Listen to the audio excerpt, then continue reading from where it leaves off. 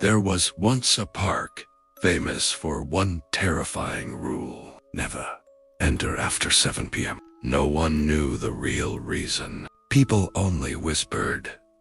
Those who dared never came back the same. The park sat at the edge of a quiet neighborhood. By day, it was cheerful. Green grass, colorful swings, and laughter echoing in the sunlight. But by evening, the air grew cold. The grass seemed darker. The playground equipment looked twisted under the shadows. A newly moved-in family had a father, a mother, and 2 small children, exhausted from shifting houses. The mother told the kids they couldn't go to the park that day. "But we want to go now." The children begged. "Tomorrow," she promised. The kids reluctantly agreed. The next evening, around 7 p.m., the father came home from work. The children pleaded again. Tired, he finally relented. When they reached the park, something felt wrong. Wrong. Not a single family was there. No kids. No laughter. No voices. Only silence.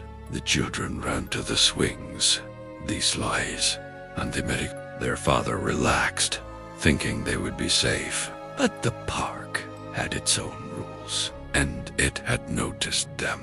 Suddenly, the youngest daughter screamed. Her foot twisted in an unnatural way. She fell to the ground, wailing. The father carried her to the hospital, only to discover her foot was fractured, even though she hadn't fallen from height and no one had touched her. The family returned home, shaken. Something unseen had already marked them. Little did they know, this park was not just a playground. It had a history, darker than anyone remembered. Before it was a park, it had been. And some things never rest. The next day, the children couldn't resist.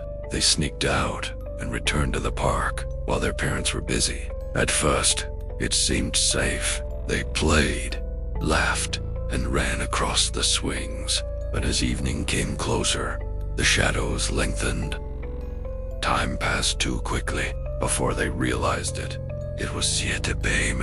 Suddenly, the swings moved on their own. A gentle push at first, then faster, more violent.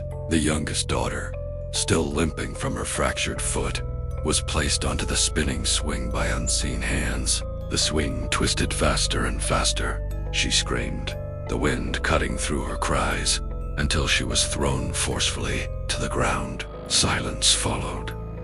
She did not get up. The children froze.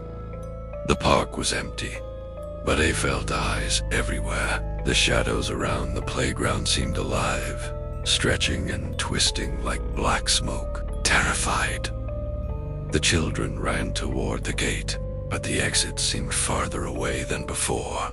The swing stopped, the slides twisted, and the merry-go-round spun violently. Every object, every corner of the park moved as if controlled by something unseen. The eldest child tried to call for help, but the voice died in their throat. No one could hear them. As if responding to their fear, the park began to hum a low, chilling sound that vibrated through the ground. At that moment, the children realized the horrifying truth. The park didn't just haunt the night. It claimed it. The parents returned home to find the children missing. Panic set in. They called the neighbors. Everyone rushed to the park. But when they arrived, it appeared normal. Normal. Calm, silent. The swings were still.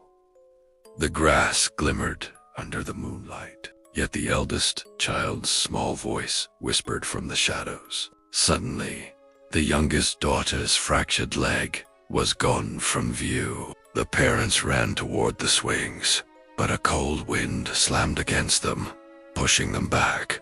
An eerie voice echoed, "No one leaves after 7. After 7. Terrified, The family fled, dragging the surviving child along. The park loomed behind them, dark, silent, but somehow alive, watching. The next morning, the community decided the park would never open again. They chained the gates and posted warnings, but the truth was known only to a few. Years ago, this land had been a cemetery. The spirit of the buried had never left, and anyone who entered the park after dark risked becoming one of them. Even decades later, some say, on quiet nights, you can hear children's laughter in the empty park, swings moving by themselves, and whispers carried on the wind. We only play after 7 p.m. The cursed park had claimed yet another family, and it was still waiting for the next child who dared to enter.